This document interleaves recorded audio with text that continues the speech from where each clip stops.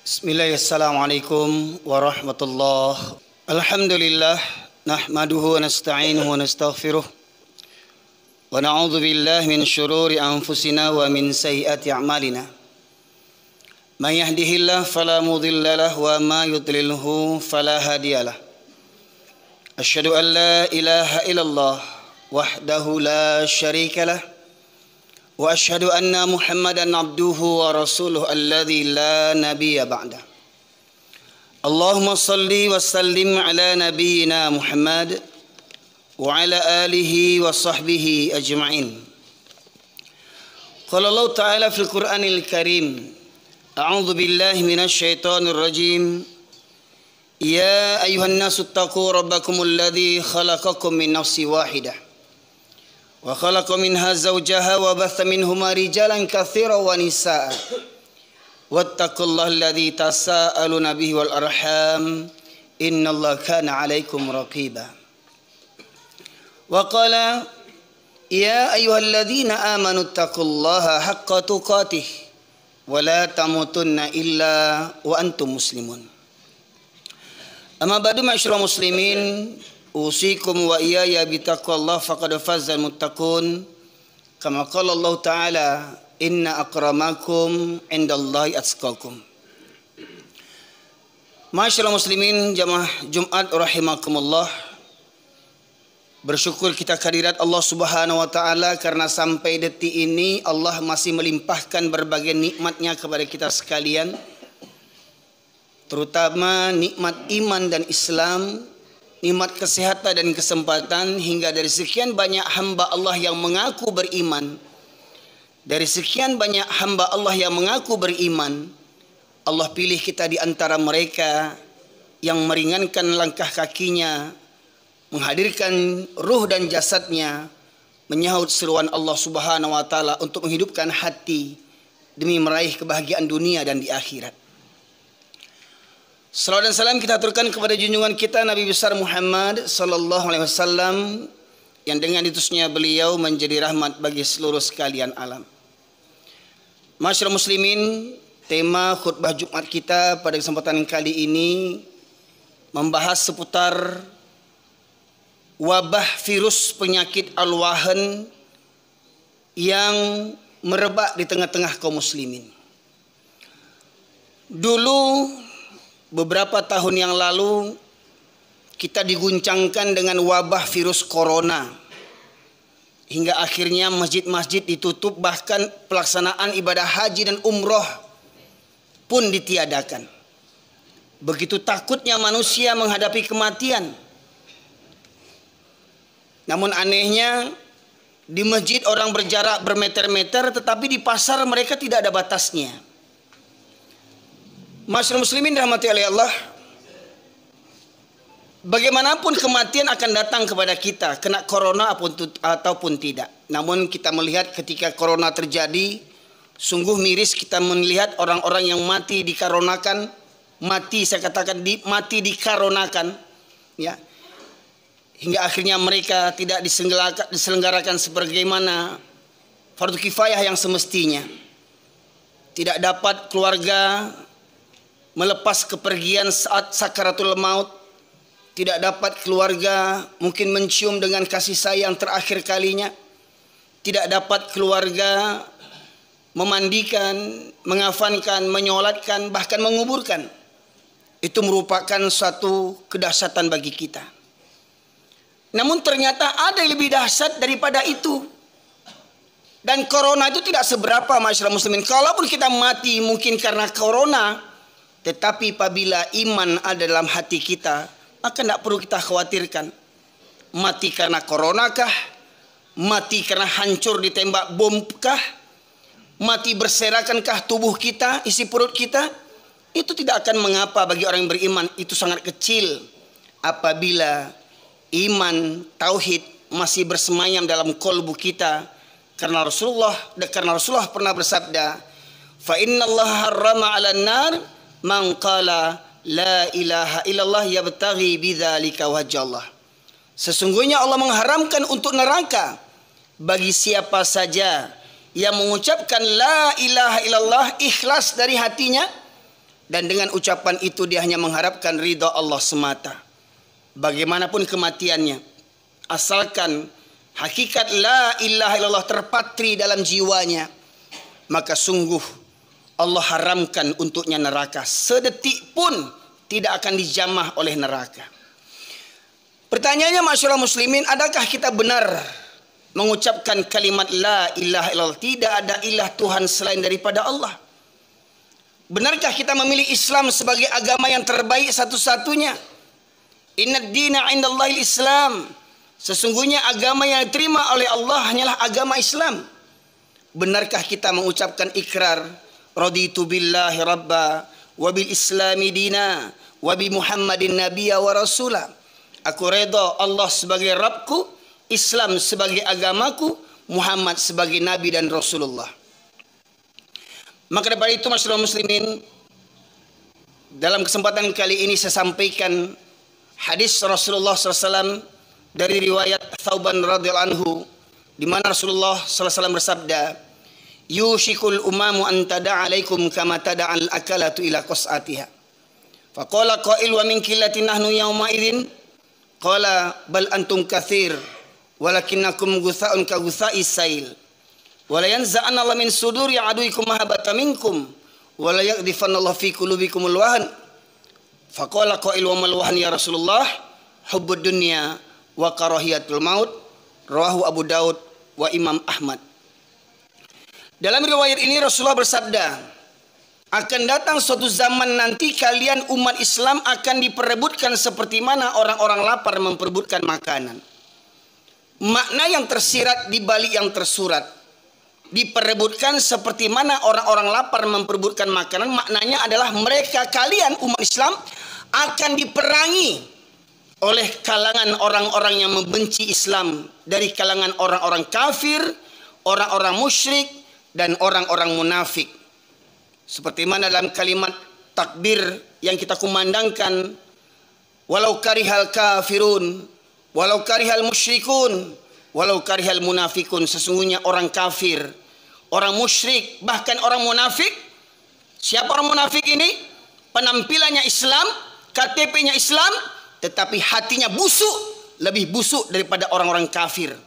Berada dalam barisan kita, berada dalam saf kita, penampilannya sama dengan kita, janggutnya panjang, jubahnya labuh, jidatnya hitam, tetapi mentalnya mental munafik, masyaallah muslimin. Sidang jamaah Jumat rahimakumullah. Dalam hadis ini Rasul menegaskan, akan datang nanti masanya kalian umat Islam akan diperangi seperti mana orang-orang lapar memperebutkan makanan, hingga Islam itu hancur berserakan menjadi serpihan-serpihan kecil. Lantas ada sahabat yang bertanya, apakah ketika itu jumlah umat Islam minoritas ya Rasulullah? Apakah ketika itu umat Islam jumlahnya sedikit? Bahkan kata Rasulullah, ketika itu kalian jumlahnya banyak, kalian jumlahnya mayoritas di negeri itu, tapi banyaknya kalian seperti buih di atas air.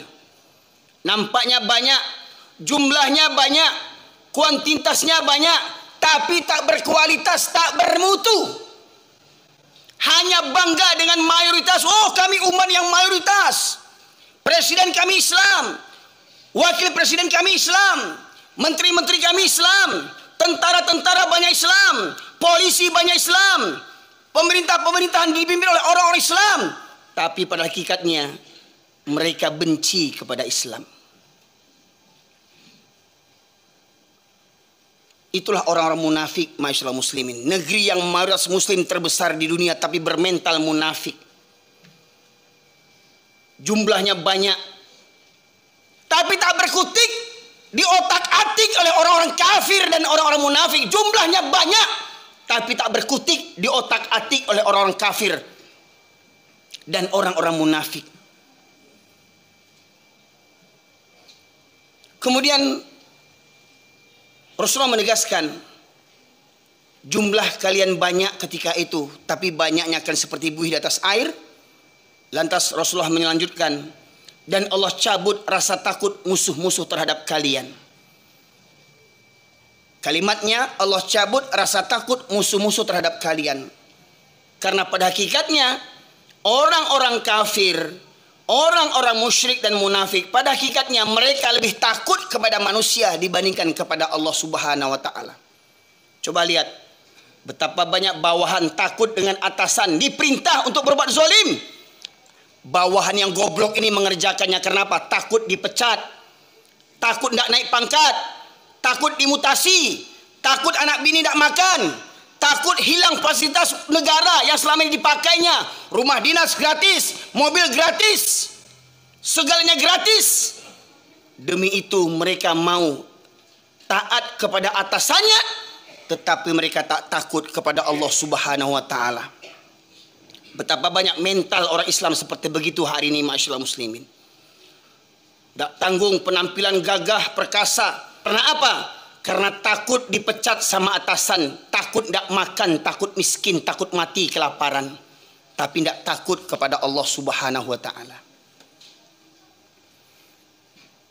Jadi dalam penggalan hadis tadi Allah cabut rasa takut musuh-musuh terhadap kalian.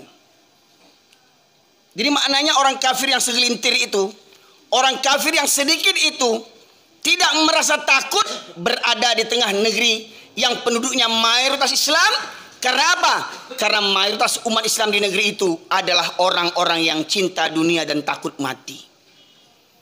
Demi pangkat dan jabatan, rela memberikan suap kepada rakyat. Demi apa? Tolong coblos saya nanti. Ketika pileg, ketika pilpres, ini dananya sekian, modal pemilu sekian, miliar-miliaran, triliun-triliunan untuk modal pemilu. Demi apa? Menyogok, menyumbat mulut-mulut rakyat. Dan kalaupun mereka terpilih jadi presiden, terpilih jadi menteri, terpilih jadi gubernur, nggak usah kaget masyarakat muslimin yang dirahmati Allah. Allah menegaskan, falamma nasu ma dzukiru bih fatahna alaihim abwaaba kulli syai' hatta idza farihu bima utu akhadnahum baghtatan wa hum mublisun. Surat Al-An'am ayat 44. Dan ketika seseorang itu mendurhakai ayat-ayat Allah, ketika mereka mendustakan ayat-ayat Allah, tidak takut, tidak tahu mana yang halal, mana yang haram jadi halal, yang halal jadi haram, takut kepada manusia dibandingkan takut kepada Allah. Orang yang begini kata Allah, maka akan kami bukakan pintu-pintu kesenangan. Jadi nggak usah heran.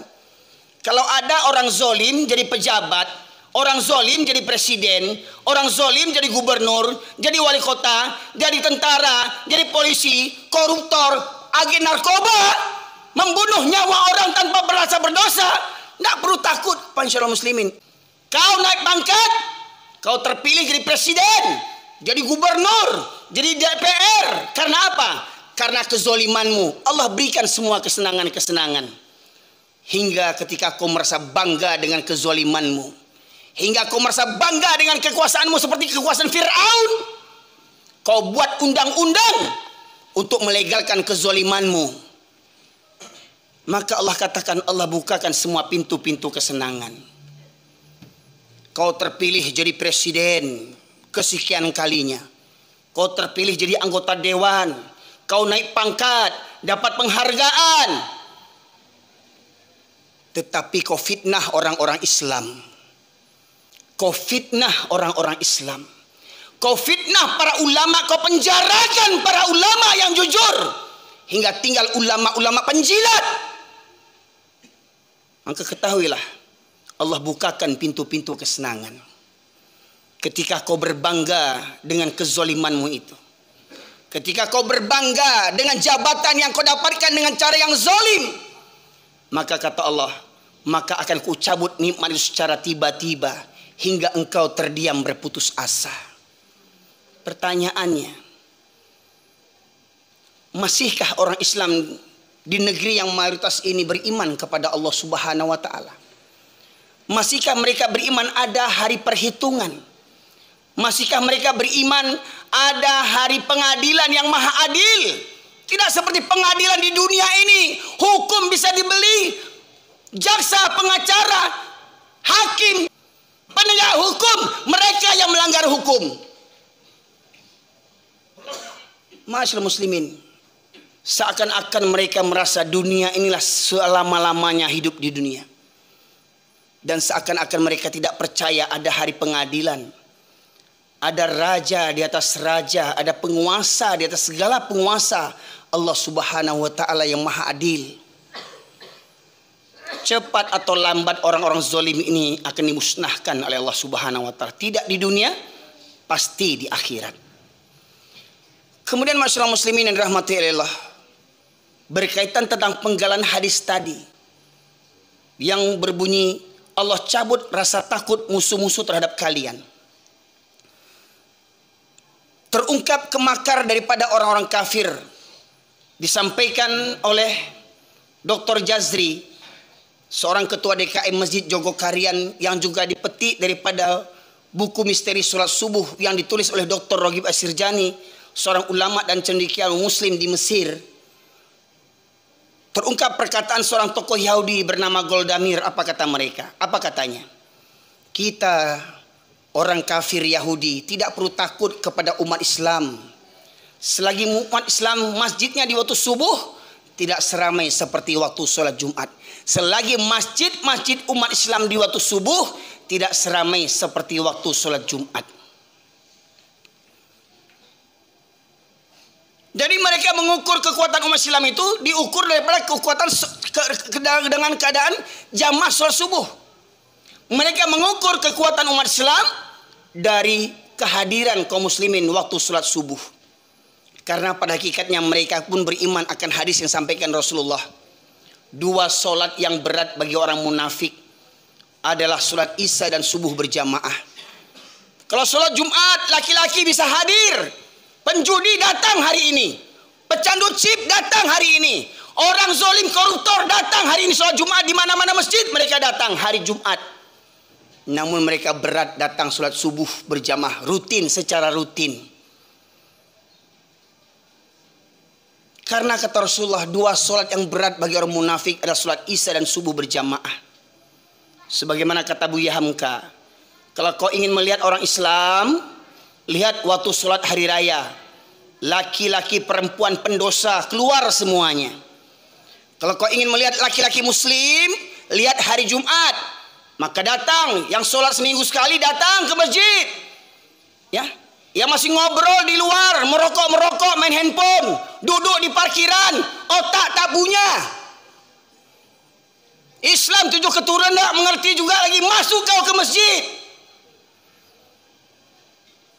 Karena ketika khotib sudah naik mimbar, malaikat yang menjaga pintu masjid mencatat para yang hadir. Malaikat menutup bukunya dan duduk mendengarkan khutbah. Ini masih banyak di masjid-masjid kita saksikan. Sambil merokok, duduk di parkiran, main handphone. Orang khutbah sudah dijalankan. Pertanyaannya, lai bau tak orang tu lai? Lah baru lama masuk Islam. Batosat karihna kaji. Lunak kaji itu untuk orang yang baru masuk Islam. Ya, belunak-lunak kaji. Ini udah Islam 7 keturunan tak mengerti juga lagi. Di mana otakmu? Maka kata Allah, afala ta'qilun? Afala tafakkarun? Apakah kamu tidak menggunakan akalmu? Apakah kamu tidak berfikir? Suka berlambat-lambat datang ke masjid hari Jumat.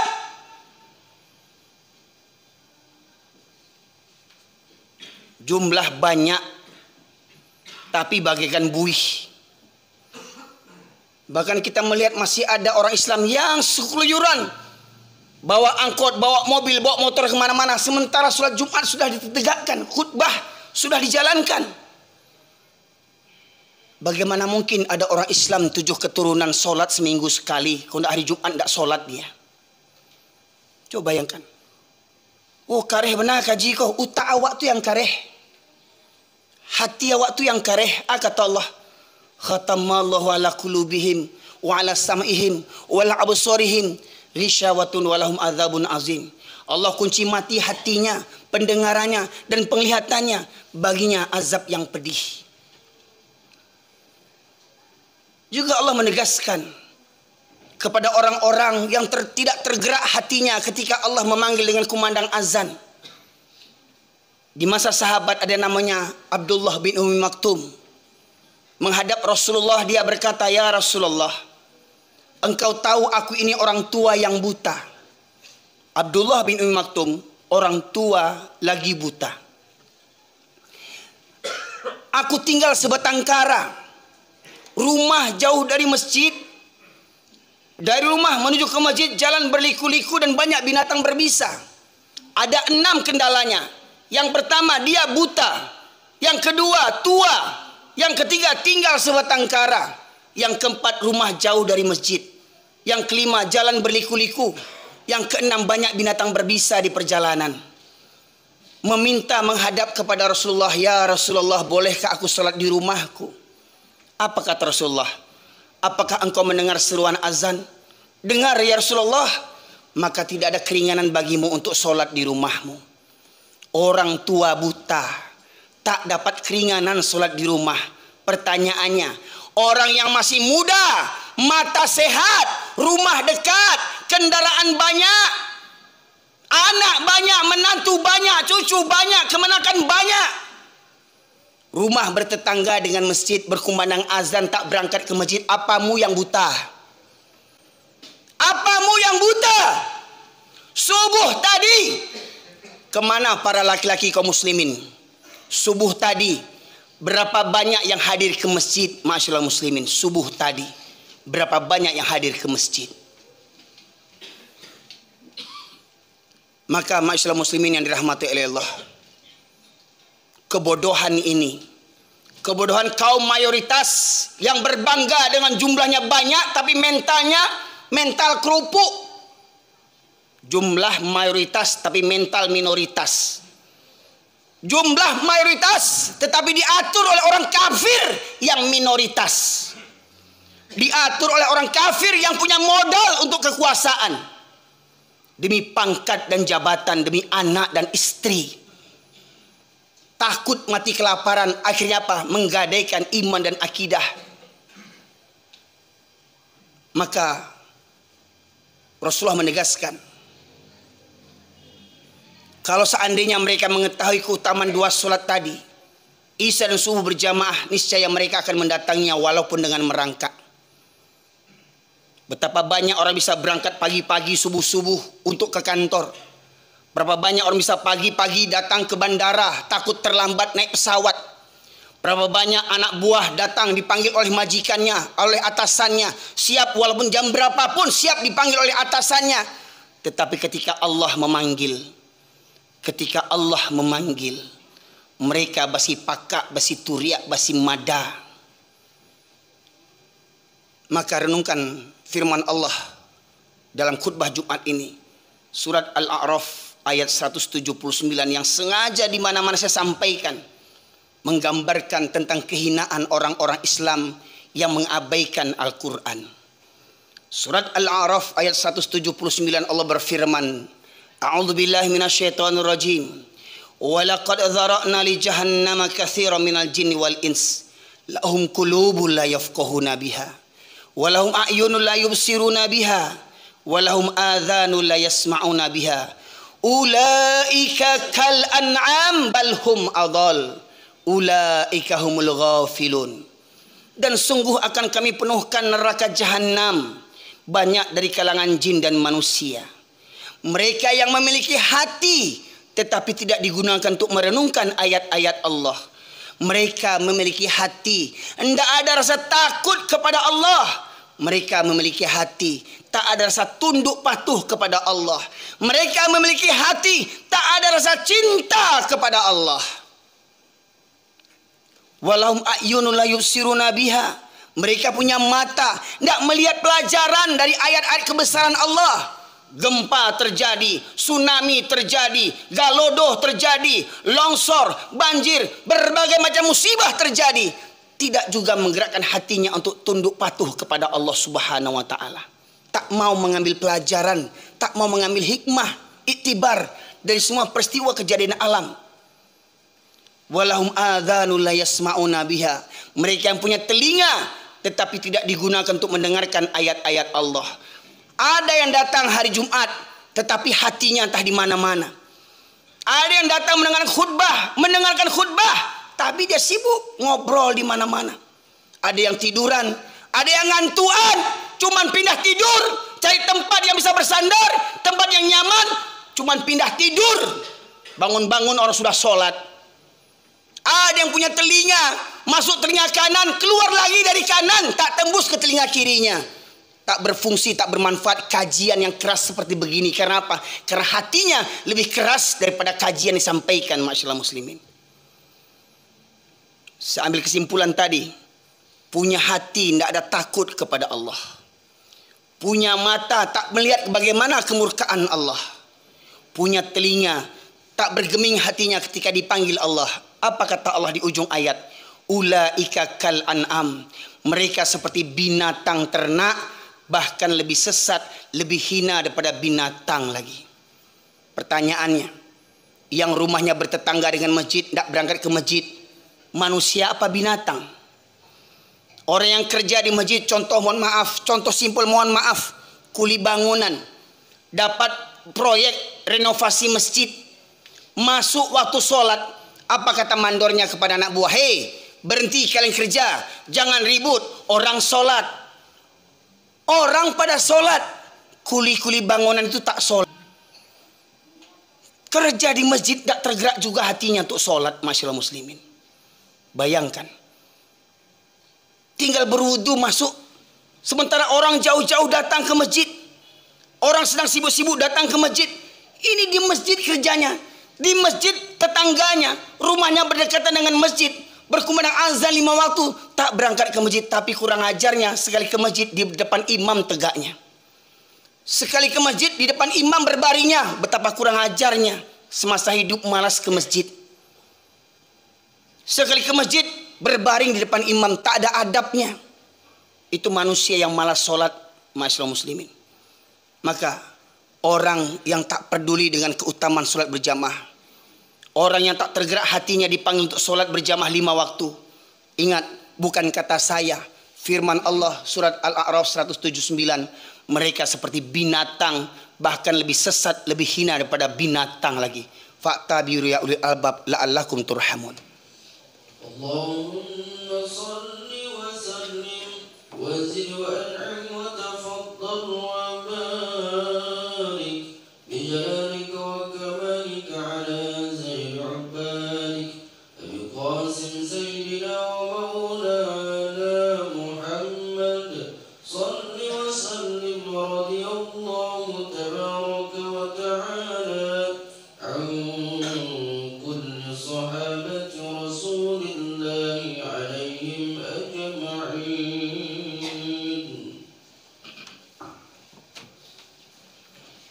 Alhamdulillah, nahmaduhu wa nasta'inuhu wa nastaghfiruh wa na'udzu billahi min syururi anfusina wa min sayyiati a'malina. Man yahdihillahu fala mudilla lahu wa ma yudlilhu fala hadiyalah. Asyhadu an la ilaha illallah wahdahu la syarika lah wa asyhadu anna Muhammadan abduhu wa rasuluhu alladzi la nabiyya ba'dah. Allahumma salli wa sallim ala nabiyyina Muhammad wa ala alihi wa sahbihi ajma'in. Masyaallah muslimin sidang jemaah Jumat rahimakumullah. Dalam khutbah Jumat yang kedua ini saya sampaikan perkara-perkara yang menjadi Tuhan bagi manusia. Ada orang yang bisa mengucapkan la ilaha illallah berpuluh kali, beratus kali, beribu kali, bahkan berjuta kali, tetapi di luar kalimat itu mereka masih bertuhankan kepada selain Allah. Di antaranya Allah sebutkan dalam surat At-Taubah, surat yang ke-9 ayat 24, Allah berfirman, A'udzubillahi minasyaitonir rajim. Qul in kana aba'ukum wa abna'ukum wa ikhwanukum wa azwajukum wa ashiratukum wa amwalun iktaraftumuha wa tijaratan takhsawna kasadaha wa masakina tardawnaha ahabba ilaikum minallahi wa rasulih wa jihadin fi sabilih fatarabbasu hatta ya'ti Allah bi amrih innallaha la yahdil qaumal fasikin. Katakanlah, jika bapak-bapakmu atau orang tuamu, anak-anakmu, saudara-saudara kakak beradikmu, istri-istrimu atau para suami, sanak familimu, harta kekayaan yang kamu cari, yang kamu kumpulkan, yang kamu bangga-banggakan, pekerjaan, sawah ladang, kedaimu, tokomu, pangkat dan jabatanmu, dan rumah tempat tinggalmu yang kamu cintai. 8 perkara ingat. Orang tua, anak, saudara, istri, sanak famili, harta, pekerjaan, rumah tempat tinggal yang kamu cintai. Ahabba ilaikum minallah wa rasulih wa jihadin fi sabilih. Apabila lebih engkau cintai daripada Allah dan Rasul dan berjihad di jalannya, maka 8 perkara tadi telah menjadi Tuhan selain daripada Allah Subhanahu wa taala. Pertanyaannya, apa yang menghalangi seorang laki-laki yang mengaku beriman, Islam 7 keturunan, KTP-nya Islam, tapi malas sholat berjamaah? Apa alasannya? Tak ada alasan kecuali 8 perkara tadi ini. Bahkan ada yang rajin sholat, tapi lebih senang sholat di rumah. Maka mereka bertuhankan kepada rumahnya, bangga dengan rumah yang dibangunnya, tetapi mereka tidak memuliakan rumah-rumah Allah Subhanahu wa taala. 8 perkara boleh dicintai, tetapi jangan melebihi cinta kita kepada Allah dan Rasulnya serta berjihad di jalannya. Innallaha malaikatahu yusholluna 'alan nabi ya ayyuhalladzina amanu shallu wa sallimu taslima. Allahumma fil muslimin wal muslimat wal mu'minina wal mu'minat al ahya'i minhum wal amwat innaka qadiyal hajat. Rabbana zalamna anfusana wa illam taghfir lana wa tarhamna lanakunanna minal khasirin. Rabbana la tuzigh qulubana ba'da idh hadaytana wa hab lana min ladunka rahmah innaka antal wahhab. Allahumma arinal haqqa haqqan warzuqna ittiba'ah wa arinal batila batila warzuqna ijtinabah. Rabbana ighfir lana wa liwalidayna warhamhuma kama rabbayana shaghira. Rabbana hab lana min azwajina wa dhurriyyatina qurrata a'yun waj'alna lil muttaqina imama. Allahumma ansuril muslimin wal mujahidin fi Filistin. Allahumma ansuril muslimin wal mujahidin fi Filistin. Allahumma ansuril muslimin wal mujahidin fi Filistin ya Allah ya arhamar rahimin. Rabbana la tu'akhidhna in nasina aw akhtana. Rabbana wa la tahmil alaina isran kama hamaltahu ala alladhina min qablina. Rabbana wa la tuhammilna ma la taqata lana bih wa'fu 'anna waghfir lana warhamna anta maulana fansurna 'alal qaumil kafirin. Rabbana atina fid dunya hasanah wa fil akhirati hasanah wa qina adzaban nar. Subhana rabbika rabbil izzati amma yasifun. Wassalamun alal mursalin walhamdulillahi rabbil alamin. Nuqimus shalah.